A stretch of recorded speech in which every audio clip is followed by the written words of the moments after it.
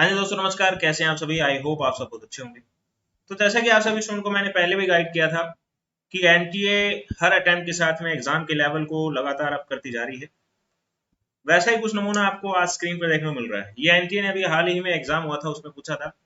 पहले पॉइंट के through time speed distance का क्वेश्चन पूछ लिया, दूसरे में हालांकि फ्रैक्शन का क्वेश्चन पूछा, लेकिन ये अलग तरीके का फ्रैक्शन, और तीसरे में तो डायरेक्ट फ्रैक्शन आपको देखने को मिल रहा है। तो एक ही क्वेश्चन के अंदर तीन तीन इंफॉर्मेशन, तीन तीन नॉलेज यहाँ पर चेक की जा रही है स्टूडेंट की। अब स्टूडेंट के कंधों पर ये दारोमदार भी आता है कि ना सिर्फ वो क्वेश्चन को सही करे बल्कि जल्दी भी करे।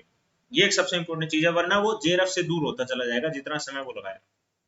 तो आप इस क्वेश्चन को इस तरीके से बेहतर तरीके से कर सकते हैं, वो सब मैं आपके साथ में डिस्कस करूंगा। और वीडियो में आगे बढ़ने से पहले अगर आप चैनल पर पहली बार आए हैं तो जरूर चैनल को सब्सक्राइब करें, बेल आइकन भी साथ में जरूर प्रेस करें ताकि आने वाले टाइम की सारी इंपॉर्टेंट वीडियो चैनल आप तक पहुंचा सके।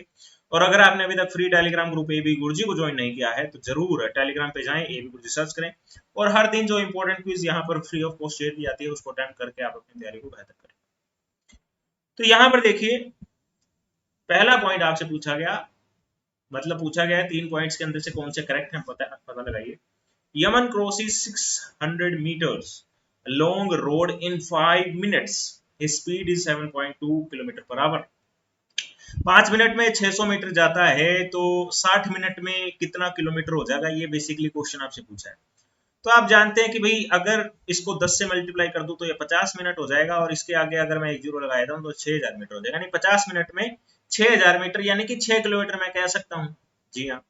और आगे 10 मिनट और जोड़ने चाहें तो हम 1 घंटे पर पहुंच जाएंगे, और 10 मिनट के अंदर ये जो है 1200 मीटर हो जाएगा, क्योंकि 5 मिनट में 600 मीटर है तो 10 मिनट के अंदर 1200 मीटर हो जाएगा। तो 6 किलोमीटर के अंदर अगर आप 1200 मीटर जोड़ देंगे तो 7.2 पर ही आप पहुंच जाएंगे, जो कि यहाँ पर लिखा गया। तो पहला पॉइंट तो सही है, कोई दिक्कत की बात नहीं।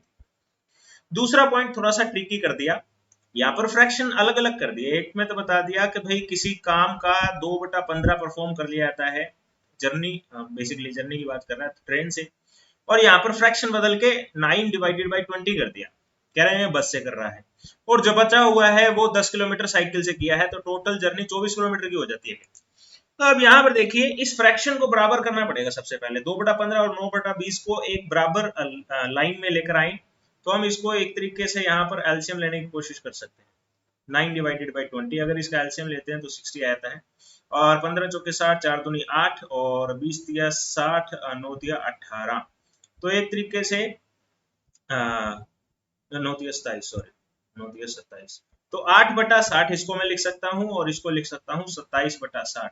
और जो तीसरा फ्रैक्शन बच गया है रेस्ट जर्नी का, जो कि 10 किलोमीटर को रिप्रेजेंट कर रहा है, वो एक तरीके से हमारे पास में 25/60 हो जाएगा, क्योंकि तीनों का टोटल जो है वो 60 होना चाहिए ना। 8 + 27 + 25 करेंगे तो 60 आ जाएगा। ये हमारे पास में इक्वल रेशो में आ गया। अब नीचे वाले को हम काट देंगे, ऊपर ऊपर को पकड़ लेंगे, ये रेशो निकल कर आ गया हमारे पास। अब कोई रेशो जो 25 है वो 10 को रिप्रेजेंट कर रहा है, तो ये 27 भी 10 के आसपास है, तो इसको भी एक बार के लिए मैंने 10 मान लिया।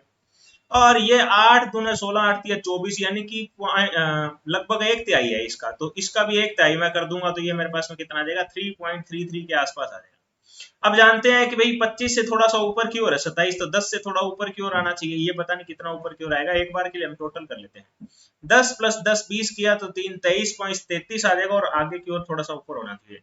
तो यहाँ पर हमारे को 24 लिख रहेगा, तो लगभग लगभग हमारे को आइडिया मिल गया कि 24 के आसपास ही आना चाहिए। और एग्जाम के अंदर आप लगभग लगभग वाली कैलकुलेशन ही करते हैं तो ज्यादा सही रहते हैं, क्योंकि प्रिसाइज वे में जब आप कैलकुलेशन करने जाते हैं तो समय ज्यादा लग जाता है।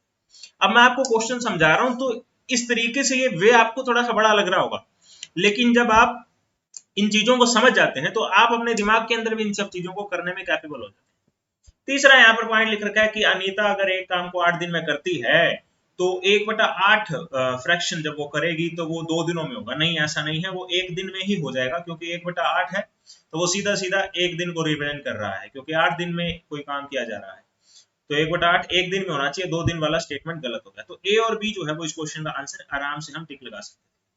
सबसे बड़ी खूबसूरती ये कि एनटीए ने बड़े चालाकी से क्वेश्चन किया, एक ही क्वेश्चन के थ्रू स्टूडेंट की नॉलेज को चेक करने की कोशिश की। स्टूडेंट की प्रैक्टिस अगर अच्छी होगी तो वो आंसर दे सकता है, घर पे बैठ के तो हर स्टूडेंट दे देगा आंसर, लेकिन एग्जाम के अंदर क्या तरीका अपनाया जाता है, दिमाग को शांत रखा जाता है नहीं रखा जाता, वो चीज यहाँ पर सबसे इंपॉर्टेंट है। तो ए और बी जो है वो इस क्वेश्चन का आंसर आना था। और अगर कोई स्टूडेंट तीसरे के अंदर जो है वो कंफ्यूज हो जाता है कि तीसरा का किस तरीके से निकाला जाएगा, तीसरा निकालने में नहीं आ रहा है, तो वो थोड़ा सा दिमाग लगाए तो नीचे की और ऑप्शन कोई भी ऐसा नहीं है जो ए बी सी तीनों की बात कर रहा है। तो अगर ए और बी पे वो 100% श्योर था सॉरी, तो वो डायरेक्टली इसका आंसर दे सकता था। ए बी सी वाला कोई ऑप्शन नहीं था, तो सी ऑटोमेटिकली यहाँ पर गलत हो जाता है। सी पे कंफ्यूजन थी तो भी ए और बी तो पक्का पक्का श्योर था, वो सही है। तो इस तरीके से आप आंसर तक पहुंच सकते थे। आई होप कि आपको वीडियो पसंद आई होगी, और अगर पसंद आई है तो जरूर वीडियो को लाइक कीजिएगा और शेयर भी जरूर कीजिएगा, ज्यादा ज्यादा स्टूडेंट तक इस वीडियो को पहुंचाइएगा, ताकि वो भी देख सकें किस तरीके से क्वेश्चन के आंसर तक पहुंचा सकता है। इस वीडियो को देखने का बहुत बहुत धन्यवाद। जय हिंद, जय